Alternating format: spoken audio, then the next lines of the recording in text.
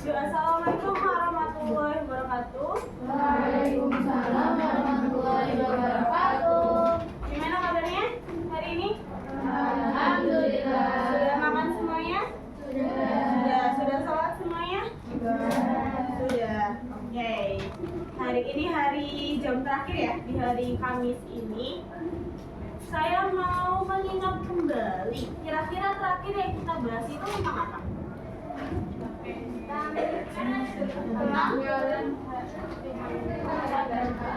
Pelanggaran hak dan kewajiban. Sudah kan? Kemudian apa lagi yang kemarin? Ingat nggak? Kita lihat apa kemarin di layar? Peta. Yang kita lihat di peta apa?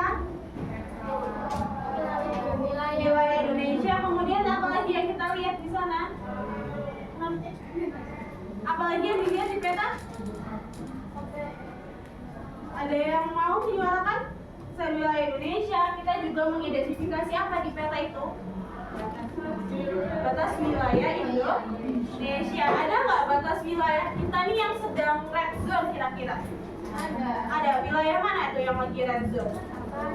Papua. Kenapa Papua? Ada apa di Papua?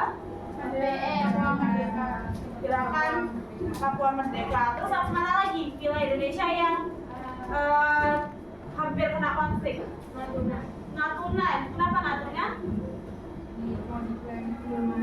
Mau diklaim sama Cina. Oke. Nah, sekarang kita akan ke Aslearning. Sudah buka Aslearning-nya semuanya? Di Aslearning ini kalian akan menemukan ada 4 page nanti hingga perjalanan menuju pengerjaan tugas yang sempat saya berikan pekan lalu. Masih ingat? Yang diketik ya kan tentang pelanggaran kedaulatan wilayah Indonesia ya kan. Nah, untuk mencapai kamu mengirimkan tugas, kamu harus melalui 4 tahapan. Tahapan yang pertama, contoh kamu membuka dulu nih kedaulatan wilayah 1, batas-batas wilayah Indonesia. Di dalamnya ada yang namanya web. Ya. Coba perhatikan di sini. Ada mungkin yang sudah mengerjakan?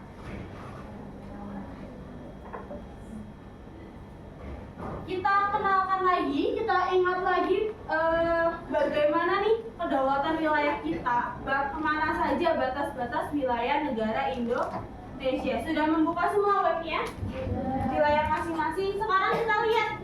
Kemarin saya bilang apa? Wilayah Indonesia itu sejarahnya gimana? Adalah wilayah seperti apa? Wilayah bekas jajahan Belanda. Kenapa kok kita bisa mengklaim hal itu? Perhatikan di bagian atas ada namanya asas uti possidetis juris.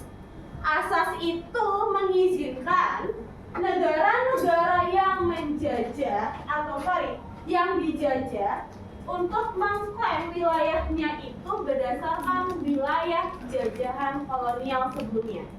Jadi kalau kita kolonialnya Belanda, kita mengklaim wilayah jajahannya Belanda. Coba, kenapa kita tidak mengklaim wilayah jajahan Jepang, tapi kita mengklaimnya wilayah jajahan Belanda? Ada yang tahu? Soalnya lebih lama. Soalnya lebih lama? Cakupannya lebih luas. Cakupannya lebih luas. Ada lagi. Kira-kira kapan Indonesia mulai menggodokkan persatuannya? Mulai kayak oke, kita bersatu nih di tanah Indonesia. Sejak kapan? Bukan Jepang datang. Balik lagi, harinya setiap tahun kita peringati di bulan Oktober. Sumpah Pemuda. Sumpah Pemuda terjadi pada tahun berapa? 1928. Pada tahun itu apakah negara kita dijajah Jepang? Tidak, tapi dijajah oleh Belanda. That's why kenapa kok kita pakainya wilayah jajahan Belanda. Nah, pertama kita mengklaim wilayah jajahan Belanda. Yang kedua, berdasarkan peraturan tahun 1939, wilayah itu hanya boleh diklaim sejauh 3 mil batas laut terendah. Jadi contohnya, ini kan Jawa nih, ini Sumatera, ya kan? Ini kali Kalimantan. Ini ada Sulawesi, ini Papua, dan ini pulau-pulau kecil. Kalau berdasarkan Asas yang nomor 2 Peraturan tahun 1939 bahwa negara hanya bisa mengklaim 3 mil dari batas laut terluar. Misalkan ini batas lautnya dia 3 mil ke sini, apa yang akan terjadi di Indonesia? Berarti batas negara kita cuma ada ini, terus nyatu sama ini karena ini dekat ya. Tapi Kalimantan, antara Jawa sama Kalimantan itu nanti akan ada jeda. Kalau masih pakai aturan 1939, maka di tengah wilayah Indonesia ini ada yang namanya perairan internasional. Kalau perairan internasional kita, kalau maunya berapa Kalimantan sulit nggak? Dan kalau di perairan internasional tidak ada satu hukum negara manapun yang berlaku. Contohnya sekarang ingat nggak kabar terbaru ada aktivis yang pergi ke Palestina? Ketangkep kan? Tapi ketangkepnya di mana? Perairan internasional. Kalau perairan internasional seharusnya militernya Israel itu nggak boleh nangkep, dilarang. Ada aturan kerasnya. Boleh menangkap jika masuk ke wilayahnya dia. Kayak gitu. Sehingga apa yang dilakukan oleh Israel jelas menyalahi aturan internasional. Kemudian akibat kita tidak bisa bersatunya ini, Perdana Menteri kita pada tahun 1957 Bapak Juanda itu mendatangi PBB untuk membuat suatu peraturan baru bahwa laut teritorial itu menjadi 12 mil. Apa akibatnya jika 12 mil? Wilayah Indonesia bagaimana? Nyatu nggak semuanya? Yes. Jadi negara kita disebut negara kepulauan abis deklarasi Juanda. Setelah deklarasi Juanda akhirnya kita menjadi satu dan tidak ada perairan internasional di sana. Bisa dipahami sampai sini? Serangkaian ceritanya, ya. Nah, kemudian batas wilayah secara astronomis ini sudah diajarkan sejak SMP ya. Ada di melintang di 95 derajat bujur timur sampai 141 derajat. Diapit benua Asia, benua Australia maupun Samudra Hindia dan Samudra Pasifik. Kemudian ini yang kita perjelas lagi. Kemarin mungkin kita cuma lihat-lihat di peta ya. Tapi ini adalah batas wilayah terujung. Jadi paling ujungnya Indonesia. Kalau utara itu kita ada di dua tempat, Aceh dan Sulawesi Utara. Ingat kemarin mungkin saya lihatkan di peta wilayah kita yang dekat Filipina. Itu wilayah utara di kita. Sama ada di Aceh, ada di Sulawesi Utara. Kemudian yang kedua ada di Pulau Rote paling bawah, yang sangat dekat dengan Australia. Itu menjadi titik paling selatan Indonesia dan benua Asia. Kalau barat ada di Pulau W atau Pulau Rondo yang di Aceh juga. Jadi utara sama barat kita tuh miliknya Aceh, itu ujung terjauhnya. Kalau timur itu Muara Tani, Kota Jayapura. Itu paling timur sekali, sudah mendekat ke Papua Nugini. Nah, kalau batas wilayah dengan negara, jelas kalau utara kita berbatasan dengan Malaysia, ya kan? Filipina.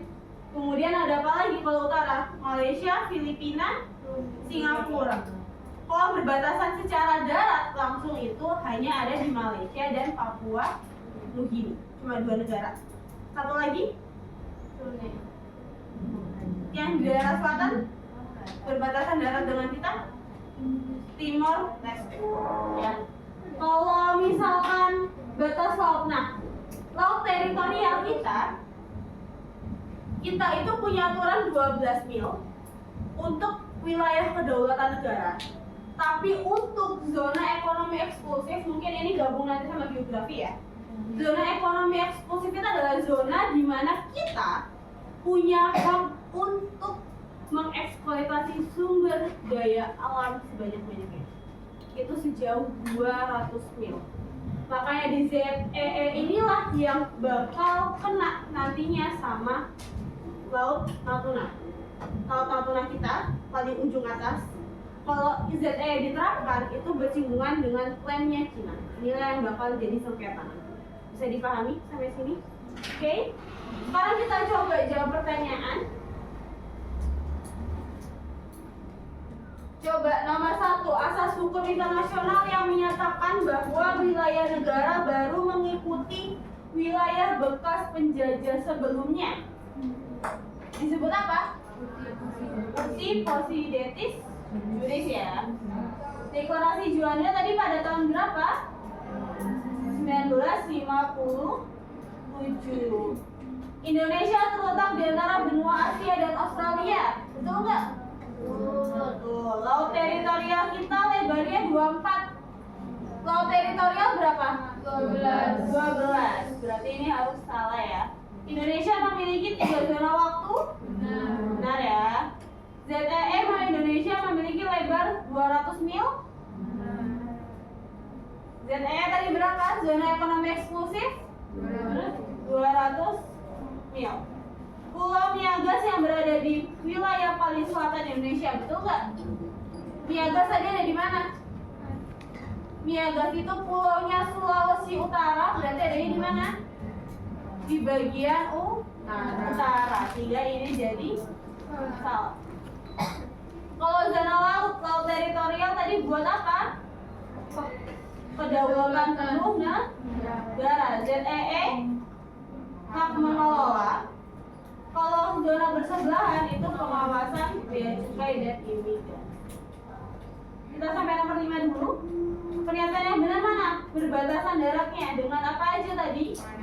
Malaysia, Papua Nugini, Timur Leste. Nantinya jika kalian cek di sini kirim jawaban bakal ada skornya, ya. Tapi di atas tidak akan diperlihatkan jawaban mana yang salah maupun yang benar.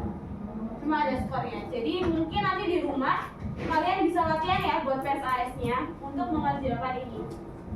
Oke, paham sampai sini? Paham. Nah, after kita belajar ini, di sini ada kalian harus mengerjakan feedback. Ayo coba dikerjakan.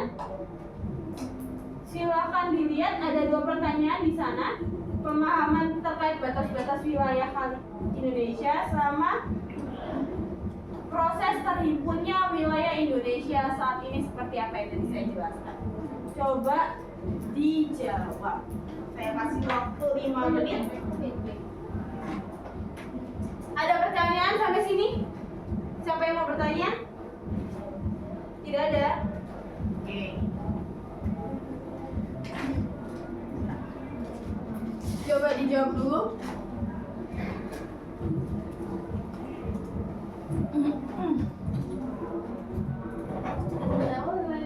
Coba.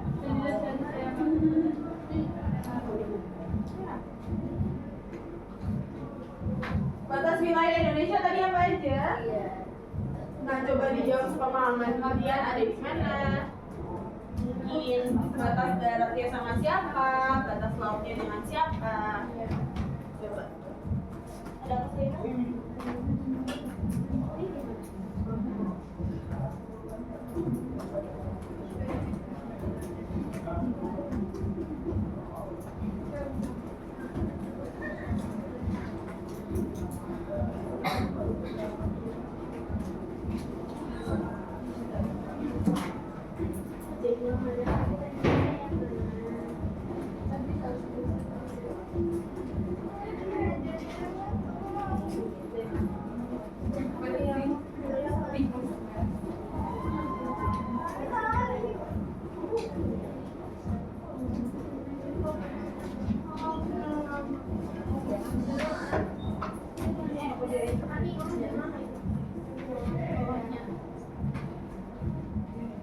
Jawab sebisa kalian dulu.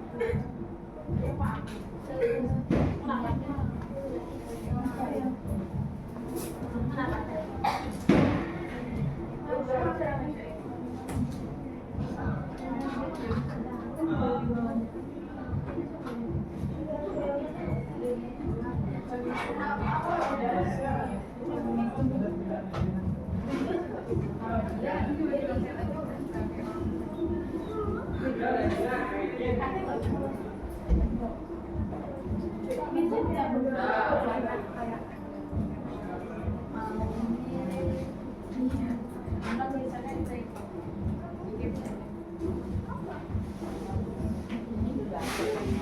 siapa?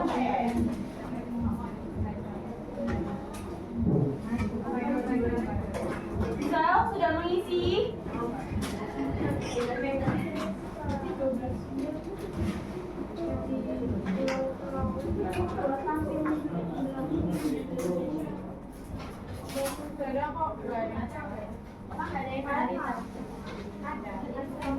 Enggak, yang itu yang Mandari.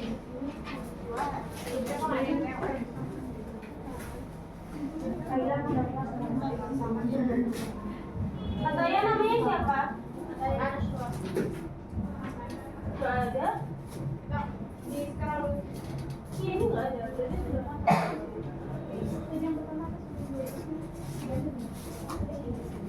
Katanya boleh apa namanya? Spell namanya? Spell. ADHA A-T-H-A YYA. Y-I-A.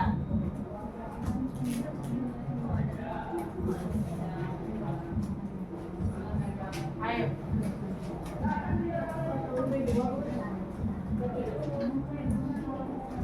Oh, nggak ada. Biasanya pakai apa saya? Pakai itunya namanya coba di sini. Nggak ada waktu saya mau enroll.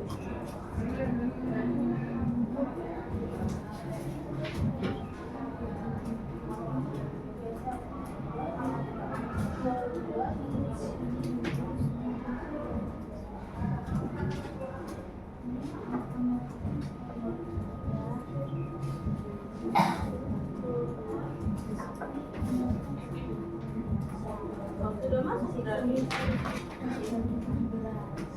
Waduh.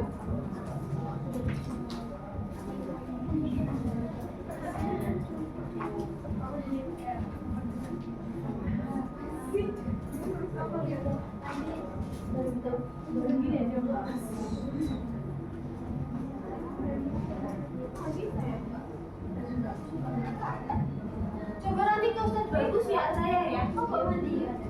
Oke, kita kembali lagi ke course-nya. Silakan saya buka ya jawaban kalian ya. Di sini Darin mengatakan bahwa Indonesia memiliki 3 bagian perbatasan. Oke, diperkuat oleh kemampuan internasional. Ada lagi yang sudah mengirimkan jawabannya?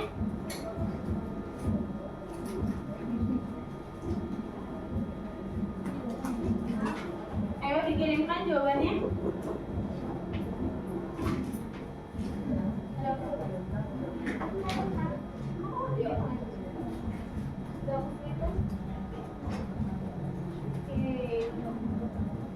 Ada kesulitan?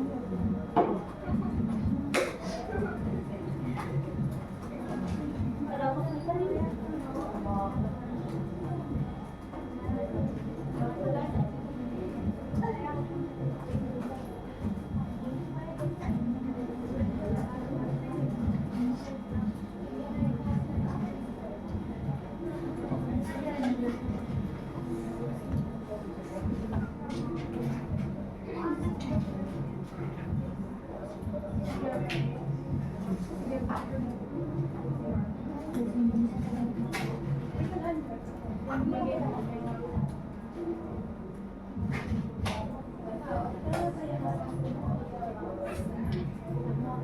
Mungkin ada yang sudah mengirimkan lagi. Oke, sebentar.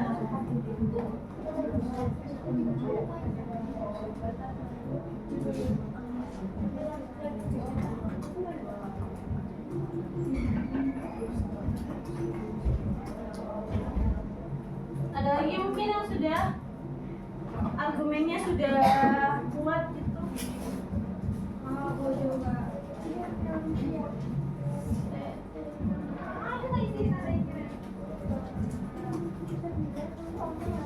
Ayo kita ingat-ingat lagi batas-batas wilayah negara kita ya. Coba di sini saya bukakan petanya. Ini mah gampang.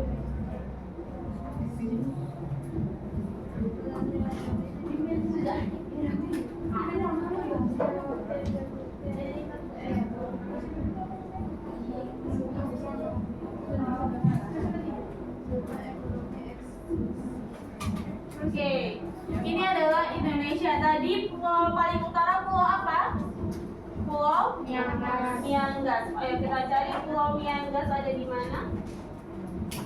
Di Miangas. Di ujung sini. Kalau kita ini kan dia ada di mana? Sulawesi. Iya. Dan itu di paling ujung sini. Naik apa naik pesawat? Ada. Loh, biasanya pulau-pulau kecil itu pasti punya bandara lepas landas sendiri. Yang tapi pakainya pesawat yang kecil, tau nggak? Yang kalian bisa langsung lihat pilotnya. Dan itu diatur bebannya berapa? Dia ada di ujung sini ya. Jauh di ujungnya, jauh di sana. Kalau kita zoom tadi wilayahnya apakah punya lepas landas? Punya. Di sini ada gereja, ya. Ada menara mercusuarnya, puncak keramat Indonesia, bandar udara. Kan? Ada apa aja di sana? Apakah ada sekolah? Ada SMP Negeri 2. Ada apa? Ada SMKM. Ada rumah makan. Dari mana ini? Ada. Apakah ada musola? Ada musola. Jadi perlu kita pahami kalau udah di wilayah utara, Sulawesi Utara, Maluku, Papua, itu sebagian besarnya juga merupakan agama nonis ya. Bisa Katolik, bisa Kristen. Ini pelabuhan ferinya, nah ini. Terus di mana lagi yang paling utara tadi? Pulau apa? Rondo. Pulau Rondo di Aceh. Kita cari ya. Pulau Rondo di manakah dia? Ini Pulau Rondo. Dia ada di ini Sabang tuh masih di sana lagi tuh pulau paling utaranya.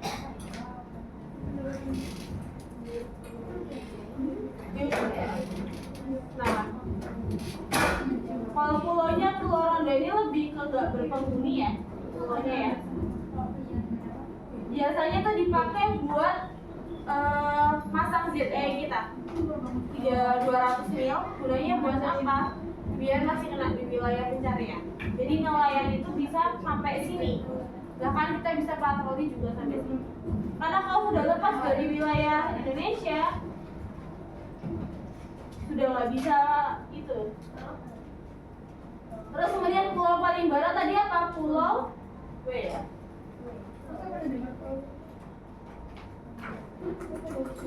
Pulau W, yaitu Pulau W itu tempat Sabang berada, itu pulau paling barat. Ya, ini yang disebut sebagai pulau paling barat kita. Kemudian tadi selatannya paling timur apa di Irian Jaya? Ada yang ingat? Di wilayah mana? Muara Tami. Muara Tami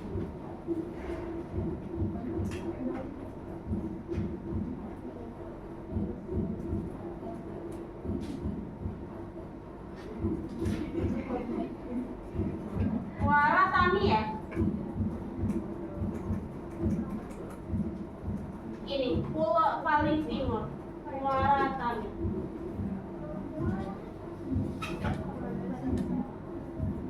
Ini sudah masuk kantor bea cukai, sudah berbatasan dengan Papua Nugini. Ini border post. Pernah lihat border post? Kalau border post ini kalau kita lewat, berarti kita sudah masuk wilayah negara lain.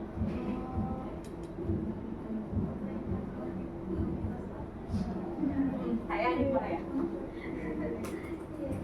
Oke, paham sampai sini semuanya? Sudah selesai belum kerjakannya? Coba saya, sudah ada beberapa ya, ini ada Keiko yang jawab. Oke, batas ekonomi yang eksklusif. Oke. Jadi diingat-ingat kembali sejarahnya adalah pertama kita itu diperkuat dengan asas apa tadi, Ius?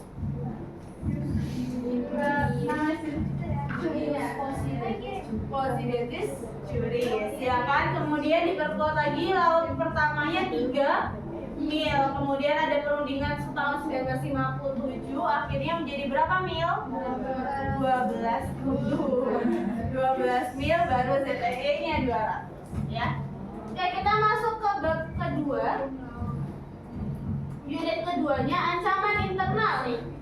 Kalau ancaman internal dari kalian sendiri, kira-kira kalau kata-kata internal itu dari mana sih? Dari dalam. Ancaman dari dalam negara kita itu apa aja? Contohnya korupsi, terus pemberontakan, terus apa lagi? Yang tugas kemarin yang kan buat kan itu tentang ancaman tuh. Korupsi, pemberontakan, terus apa nih yang paling bahaya saat ini? Pelanggaran, terus pelanggaran apa? HAM, pelanggaran HAM.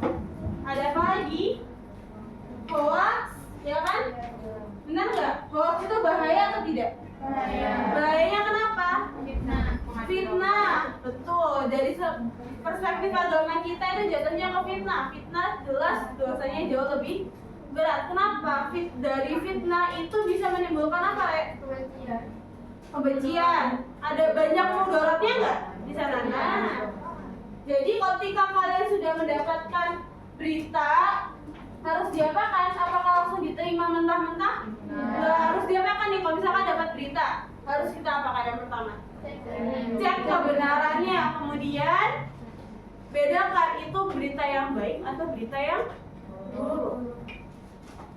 Pertama, ancaman itu berasal dari dimensinya politik ideologi. Apa contohnya? Yang pertama, separatisme. Kita sudah pernah mengalami yang namanya KKB, ya kan? GAM, OPM. Mungkin kalau belajar di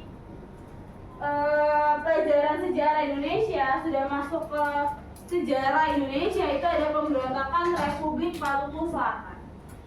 Alhamdulillahnya sampai sekarang negaranya masih utuh. Jadi 38 provinsi.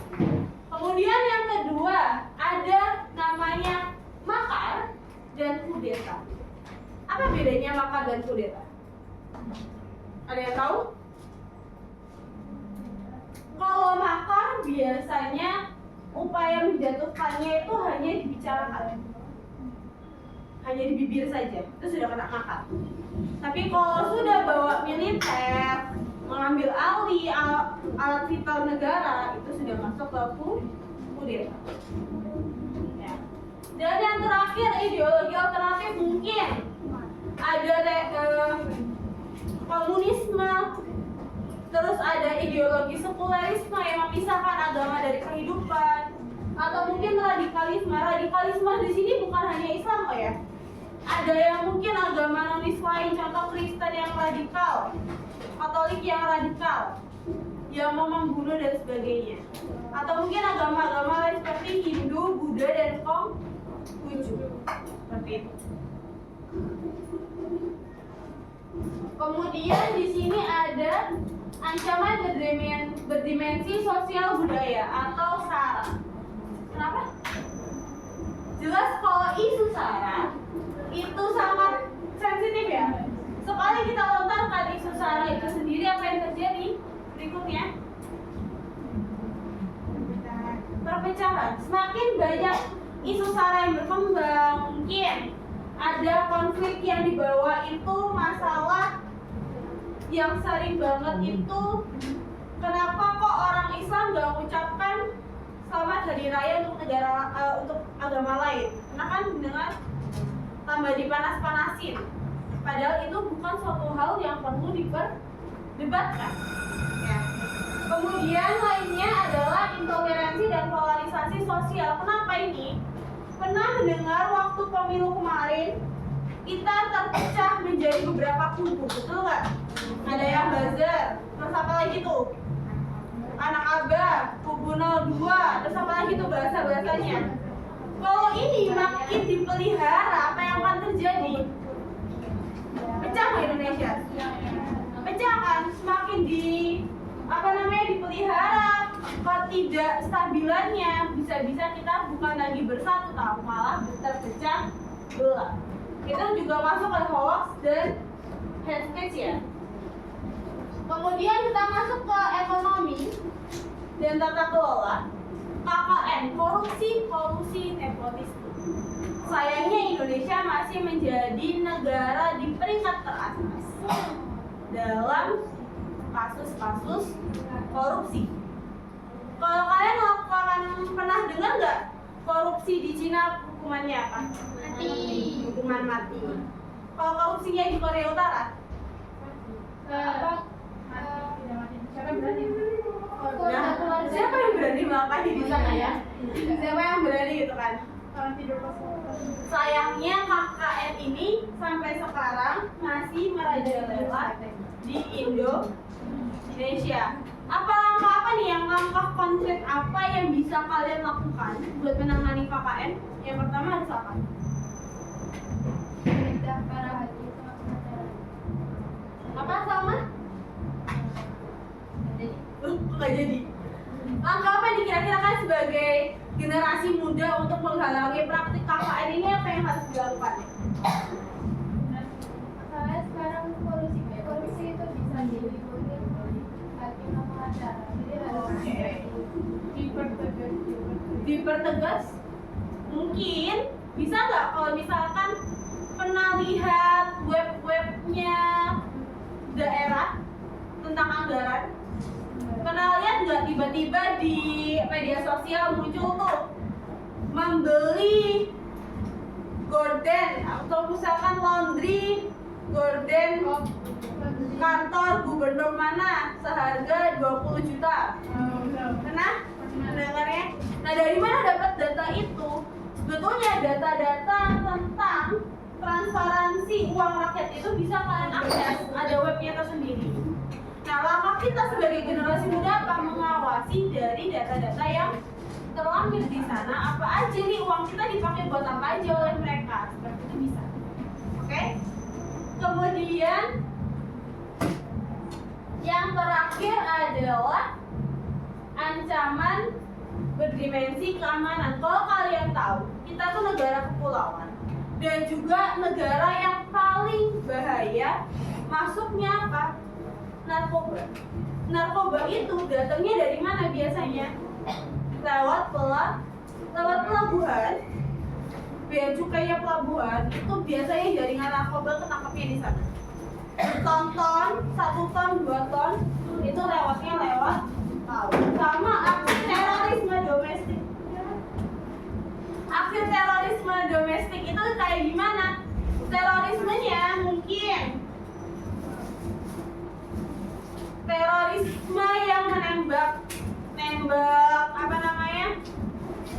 nembakin polisi. Pernah kan ada terorisme nembakin polisi, terus mengebom tempat ibadah seperti itu, dan juga mungkin di beberapa hal lain. Kalau misal apakah terorisme hanya terjadi di Indonesia? Tidak. Di luar negeri, Muslim itu juga rawan kena. Kalau kalian tahu, beberapa saat lalu di San Diego-nya Amerika itu terjadi penembakan di sekolah Islam. Jadi di kawasan sekolah Muslim. Masjid sebenarnya sekolah, nah sekolahnya itu diserang penembakan. Alhamdulillahnya dihalangi oleh 3 security ya.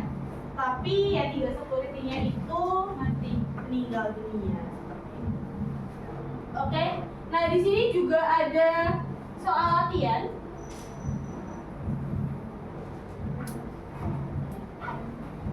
Bisa kalian kerjakan ya. Sekarang saya maunya ke sini itu buat latihannya, buat latihan PSAS. Sekarang kita bisa masuk ke feedback kedua. Pertanyaannya adalah, coba lihat sekitar dan berita-berita terbaru. Jelaskan dengan rinci satu kejadian yang menjadi ancaman internal kedaulatan. Berarti tentang apa biasanya yang kabar-kabar terbarunya kalau kedaulatan itu? Mungkin bisa illegal fishing, ya. Bisa juga apa? Ancaman internal. Ada drone bawah laut yang masuk ke wilayah kita. Atau mungkin ada hoax nih dari berkembangnya hoax tentang suatu hal. Itu bisa diisikan. Oke, bisa dipahami sampai sini semuanya? Nah, di pertemuan selanjutnya kita akan bahas ancaman eksternal dan juga resolusi yang akan kalian lakukan untuk menghadapi ancaman kedaulatan wilayah kita. Jangan lupa untuk persiapan PSAS, silahkan dikerjakan soal-soal latihan yang ada di web tadi ya. Oke? Bisa dipahami sampai sini? Ada pertanyaan? Tidak ada. Oke. Sekian dari saya. Sebelum kita tutup, pada baiknya kita tutup pakai menggunakan doa penutup majelis.